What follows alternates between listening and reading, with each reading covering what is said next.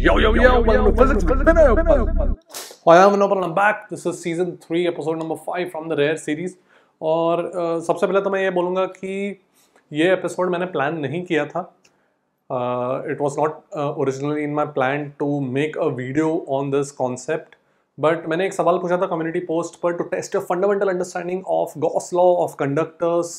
जिस तरीके का theoretical question JEE एडवांस में आ सकता है. And more than 1,000 students attempted that question. And I was very surprised to see कि majority last time जो मैंने देखा था almost 65% of the students got it wrong. There was a lot of misconception in the comment section also. So finally I decided कि मैं एक video ही बना देता हूँ, एक proper explanation ही दे देता हूँ in this episode. So what was the question? The question that I had asked was कि अगर एक point charge का electric field was not proportional to 1 by r square. Suppose अब अपने को पता है Coulomb's law में क्या होता है कि electric field of a point charge is kq by r square, 1 by r square के proportional है. But suppose that was not the situation. Then what will its effect be in conductors? Conductors में अपने को पता है, if you have studied the chapter of conductors, we know that if you put any free charge in the conducting material, it will all go to the surface. So free charge density जो है वो 0 हो जाएगा conductors में, है कि नहीं? But अगर electric field 1 by r square के प्रोपोर्शनल नहीं होगा, सपोज 1 by r क्यूब होगा, 1 by r raised to 4 होगा, then can we still say that all the excess charge will flow to the surface in a conductor? Can we still say that? So that was the question, and a lot of misconception in the comment section. So let's take a look, पूरा analysis करते हैं. Let's see. So सबसे पहले तो let us just quickly revisit कि conductors में अपने universe में जब Coulomb's law is valid, why do all the free charge go to the surface? So that comes from Gauss law. Suppose मेरे पास एक conductor है, conducting material है, और अगर मैं यहाँ पे कुछ Gaussian surface consider कर लूँ, ये मेरा Gaussian surface है, ठीक है. So I'm still talking about our universe जहाँ पे Coulomb's law is valid. तो यहाँ पे मैं गॉस लॉ लगा के सी आई नो कि इक्विलिब्रियम में electric field inside the conducting material should be 0. ठीक है, फ्री इलेक्ट्रॉन्स इक्विलिब्रियम में can not have any electric field on them और दे विल एक्सेलरेट. तो अगर इलेक्ट्रिक फील्ड 0 है तो आई कैन सिंपली से कि charge enclosed is 0, Gauss law. And you can select this Gaussian surface of any shape any size, कितना भी छोटा बना दो, कितना भी बड़ा बना दो, कैसे भी शेप का बना दो, हर बार तुमको यही मिलेगा कि एनक्लोज्ड चार्ज इनसाइड इज 0. उसका मतलब क्या कि बेसिकली चार्ज डेंसिटी कहीं भी नहीं है. Charge density inside a conducting material is 0. ठीक है, that is the conclusion and this is a very standard result. One of the first things जो तुम लोग पढ़ोगे अगर कंडक्टर्स का चैप्टर पढ़ते हो तो सबसे पहला चीज यही पढ़ोगे. तो ये सब आया कहां से? This all came, electric field 0 implies charge enclosed 0. This came from Gauss law. Now very fundamental concept is that Coulomb's law और Gauss law का क्या रिलेशन है. For electrostatics, जब चार्जेस स्टैटिक है अपने सिलेबस में, when we deal with Coulomb's law, we dealing with static charges. Static charges में Coulomb's law implies Gauss law and vice versa. This was one of the misconceptions in the comment section. Many of you had commented कि Coulomb's law valid नहीं है तो कुछ फर्क नहीं पड़ता because Gauss law is more fundamental, वो तो हमेशा valid रहेगा. That is incorrect. Because Coulomb's law implies Gauss law, also vice versa. Gauss law will also imply Coulomb's law. तो अगर Coulomb's law valid नहीं है, तो Gauss law भी valid नहीं होगा. Gauss law अगर valid नहीं होगा, तो फिर ये स्टेप से ये स्टेप अपन नहीं बोल पाएंगे, ये स्टेप से ये स्टेप नहीं बोल पाएंगे. Ultimately, we will not be able to say that all the free charge density should be 0 inside the conducting material. ये अपन नहीं बोल पाएंगे. ठीक है? So let's quickly just ये concept भी देख लेते हैं कि Coulomb's law, Gauss law कैसे imply करता है. सो सपोज मेरे पास एक पॉइंट चार्ज है, ठीक है, एंड सपोज मेरे पास एक इनफाइनेटेसिमल एरिया एलिमेंट है यहाँ पर, उसके थ्रू मुझे चार्ज का फ्लक्स निकालना. सपोज तो ये मेरा इनफाइनेटेसिमल एरिया है. This is the area vector. Area vector is perpendicular. This is how it is defined. Area vector is perpendicular to the area surface. ठीक है, this is my electric field. कितना हो जाएगा? 1 by 4 pi epsilon naught q by r squared. ये r इस point पे electric field लिखा है पॉइंट चार्ज के बारे में, पॉइंट चार्ज के कारण. ठीक है, so let's say this angle is some alpha between the electric field and the area vector. तो फ्लक्स कितना हो जाएगा? The flux I can write it as E dA cos alpha. This is the definition of flux, correct? Dot product of electric field and area vector. Okay. यहाँ पे थोड़ा सा देखते हैं अपन इलेक्ट्रिक फील्ड को मैं क्या लिख सकता हूँ 1/4πε0 Q/r² dA cos alpha. ये लिख सकता हूँ मैं, करेक्ट? अच्छा, now if you notice this dA cos alpha, यहाँ पे अल्फा क्या है? सी मेरा एरिया वेक्टर ऐसा है, area vector is this way, sorry area surface is area is this way, area vector is this way, ठीक है? तो मेरा सरफेस ऐसा है perpendicular to the plane of the board या plane of the screen, okay? ये मेरा electric field है, ये अल्फा है, ये मेरा आर वेक्टर बोल दो from the point charge to this area, this is perpendicular to r. तो can you see this is also alpha, ये अल्फा, ये 90 माइनस अल्फा, ये अल्फा, करेक्ट? तो what is dA cos alpha? It is the component of dA perpendicular to r, component of the surface area perpendicular to r. तो ये जो term है dA cos alpha by r², that is nothing but the solid angle subtended by this area at this point. ठीक है, ये definition of solid angle है. तो आई can right Q/ε0 into d omega by 4π, where d omega is dA cos alpha by. Solid angle का क्या definition होता है कि an area element divided by r² provided that area element is perpendicular, the surface of the area is perpendicular to r. तो that area element, छोटा सा area element divided by r², correct? और अगर area tilted होगा तो उसका solid angle क्या होगा? फिर से we have to take the perpendicular component, so dA cos alpha by r². Exactly वही चीज यहाँ पर आ रहा है, तो मेरा बन गया सॉलिड एंगल. तो ये मेरा बन गया expression for the point charge, ठीक है? तो now you should be able to see for, ये तो मेरा d phi था थ्रू दिस एरिया एलिमेंट. कोई भी सरफेस के थ्रू फ्लक्स कितना हो जाएगा, इसको इंटीग्रेट कर दूंगा Q/4πε0 तो सब कांस्टेंट, d ओमेगा का पूरा सॉलिड एंगल बन जाएगा. What is this d omega? This is the solid angle subtended by this area element at this point charge, ठीक है? अच्छा, let me just erase this. ये अच्छा मैंने वो रब कर दिया, इसको मैं जस्ट इधर लिख लेता हूँ so that I get some space. तो यहाँ पे d omega is dA cos alpha by r², ठीक है? तो कोई भी अगर सपोज क्लोज सरफेस की बात करें, now we are talking about a closed surface, तो क्लोज सरफेस कितना सॉलिड एंगल सबटेंड करता है at an interior point 4π. So at interior point flux due to this charge will be Q/ε0 into the solid angle subtended by this surface at the point charge which is interior. तो वो 4π बन जाएगा, 4π cancel होके the flux will be Q/ε0. यही मेरा Gauss law है. Exterior point पे कितना सबटेंड करता है? तो मुझे Q1 है. अगर Q2 का फ्लक्स निकालना है मुझे, एक्सटीरियर पॉइंट पे कितना सबटेंड करता है सॉलिड एंगल? 0. और अगर एक्सटीरियर पॉइंट पे 0 सबटेंड करता है तो यहाँ पे 0 आ जाएगा, तो फ्लक्स ड्यू टू Q2 तो कुछ भी नहीं रहेगा, so the flux will only be due to Q1. And this is Gauss law.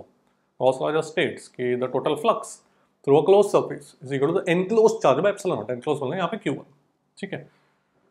So that is Gauss law. Basically we what I wanted to show in this entire exercise is कि ये जो Coulomb's law से हम लोगों ने शुरू किया, that will imply Gauss law. If r² की जगह r³ होता तो यहाँ पे एक r³ आता, तो ये चीज सॉलिड एंगल बनता ही नहीं ना. एक r नीचे बच जाता है अगर ऐसा लिखोगे तो सॉलिड एंगल के टर्म्स में. उसके आगे अपन कुछ भी नहीं कर पाते. We will not be able to say that Coulomb's law, मतलब इफ दिस इज 2 की जगह कुछ और एक्सपोनेंट होता, r³ होता, r⁴ होता, कुछ भी, we will never be able to reach this step, ठीक है? सो गॉस लॉ वैलिड ही नहीं होता अगर कूलम्स लॉ वैलिड नहीं है तो. और अगर गॉस लॉ वैलिड नहीं है तो फिर we will never be able to say कि the charge inside a conductor, charge density inside a conductor must be 0, or we will never be able to say that any charge inside a conductor must go to the surface. We will not be able to say that.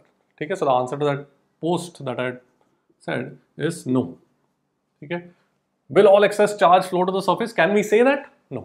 Okay, let's just look at एक actual calculation भी करके देख लेते हैं for a specific simple situation of a conductor. ठीक है, पहले ये देख लो, फिर मैं जरा इरेज कर लेता हूँ. पहले ये देख लो, फिर वो एक स्पेसिफिक सिचुएशन देखते हैं. सो लेट्स से कि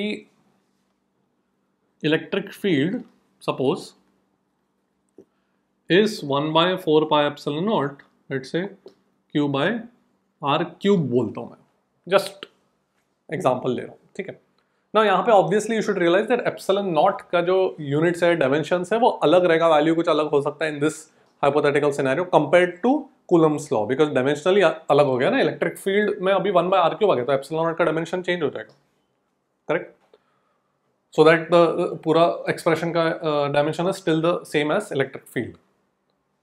फिर भी मैंने इस फॉर्म में ऐसे ही लिखा है, just so that it looks a little familiar to Coulomb's law. अच्छा, now let's consider an infinite slab. Let's consider an infinite conducting slab, metal slab.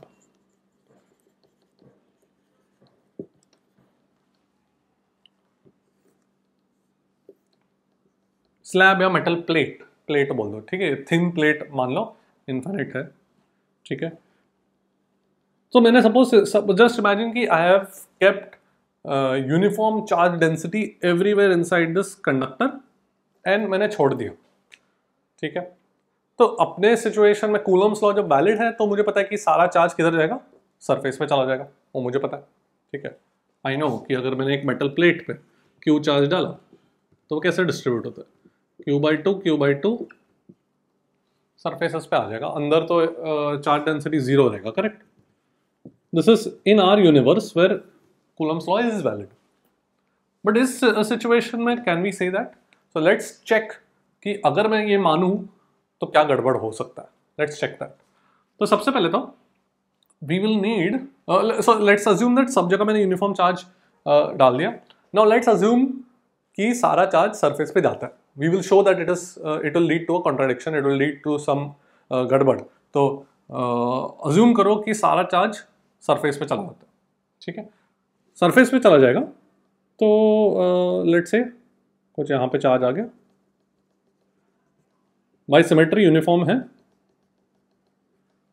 Correct. Uniform charge surface charge density uniform होगा by symmetry, because ये infinite है, दोनों sides equivalent है, alright. And let's assume कि अंदर पूरा 0 है। We are going to show by contradiction that this is not possible, okay, ठीक है। इनफाइनाइट है in this and in this, like a large metal plate, okay. So let's basically we'll need the field. We want to check whether the field inside will be 0 or not, correct। अगर field अंदर 0 है तो फिर ये situation correct होगी, but अगर field 0 नहीं है तो फिर ये सिचुएशन गलत होगा। So we need a field due to an infinite sheet. ये this is now like 2 sheets, correct. तो एक अगर इनफाइनाइट शीट है मेरे पास, इस यूनिवर्स में बात कर रहा हूँ, ठीक है। सो एट ए डिस्टेंस x उसका फील्ड कितना हो जाएगा, सब जगह पॉजिटिव चार्ज है इस शीट पे, सिग्मा सरफेस चार्ज डेंसिटी है, तो डिस्टेंस x कितना फील्ड हो जाएगा। नाउ अगर प्रॉपर्ली करना है तो अपने को ये पॉइंट चार्ज का फील्ड को लेके इंटीग्रेट करना पड़ेगा इधर, बट अपन वो नहीं करेंगे। We'll just qualitative look at dimensional analysis. कैसे? सी आई नो कि यहाँ पर फील्ड जो है 4π तो एक कॉन्स्टेंट नंबर है, उसका डायमेंशन कुछ है नहीं, फील्ड का डायमेंशन ये है, ठीक है। Dimension of field is this, correct, Q by 4π epsilon 1/r³, right. ना सिग्मा क्या है, Q by एरिया है ना। तो ये 4π तो मैं हटा ही देता हूँ because we are only dealing with dimensions. So electric field का डायमेंशन Q by r² का तो मैं सिग्मा लिख सकता हूँ, है कि नहीं, डायमेंशंस। तो sigma by epsilon not into dimension of 1/r, ऐसे लिख सकता हूँ मैं। यहाँ पर एक ही डिस्टेंस है, इनफाइनाइट शीट है, यहाँ पे एक ही डिस्टेंस है जो आ सकता है अपने इलेक्ट्रिक फील्ड का expression, which is the perpendicular distance x। See we know कि by symmetry electric field has to be perpendicular to the infinite sheet, वो तो मुझे पता है, ठीक है। So see we are going to assume that point charge का direction of the field is still radial, r cap लिखता हूँ मैं, वो तो अपन ने माना है, जस्ट मैग्नीट्यूड अपन ने चेंज किया compare to Coulomb's law, okay. हाँ, तो can I write my electric field, let's say it is some constant into sigma by epsilon naught x, where x is this distance, alright. ये मैंने बोल दिया, I hope you understood मैंने कैसे बोल दिया। Some numerical number that we don't know, वो integration से निकलेगा, वो we are not bothered about that, but see sigma by epsilon naught x is the distance from that infinite sheet. Dimensional analysis से बोल दिया, यहाँ पे r इज सम डिस्टेंस, यहाँ पे एक ही डिस्टेंस आ सकता है अपने एक्सप्रेशन में, which is x, okay। So this is my electric field का expression. Now you should be able to see कि किसी point पे electric field cannot be 0 because the electric field due to these two sheets depends on the distance from the sheets. तो ये distance और ये distance अलग अलग है, तो वहाँ पे electric field 0 नहीं होगा। That means this situation is incorrect for a conductor. Correct. So मैंने एक स्पेसिफिक एग्जांपल से मैंने बताया कि we can not have a situation where all the free charge goes to the surface. तो ये सिचुएशन आ जाएगा, ठीक है, जहाँ पे इलेक्ट्रिक फील्ड जीरो नहीं होगा बिकॉज दोनों का कैंसिल आउट नहीं होगा, फील्ड डिस्टेंस अलग है. अपने यूनिवर्स में जब कूलम्स लॉ वैलिड है तो कैंसिल आउट हो जाता है. व्हाई? बिकॉज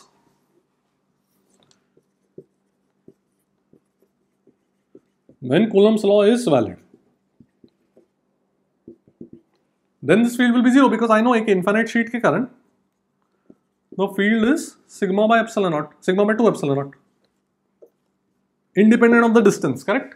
यहाँ पे डिपेंडेंट है डिस्टेंस पे, यहाँ पे इंडिपेंडेंट है. इंडिपेंडेंट है इसलिए अपने यूनिवर्स में कैंसिल हो जाता है बिकॉज दोनों साइड, दोनों जो शीट्स है उनका फील्ड सब जगह कैंसिल हो जाएगा because they are independent of the distance. Alright. So I hope you understood this very fundamental concept. They can ask you as a theoretical question, ठीक है. और I hope सारे misconceptions clear हो गए. Coulomb's law implies Gauss law, and Gauss law implies the fact that conductors in our universe will have zero free charge density inside them. Okay, and that's it for today. I'll see you at the top. Good night.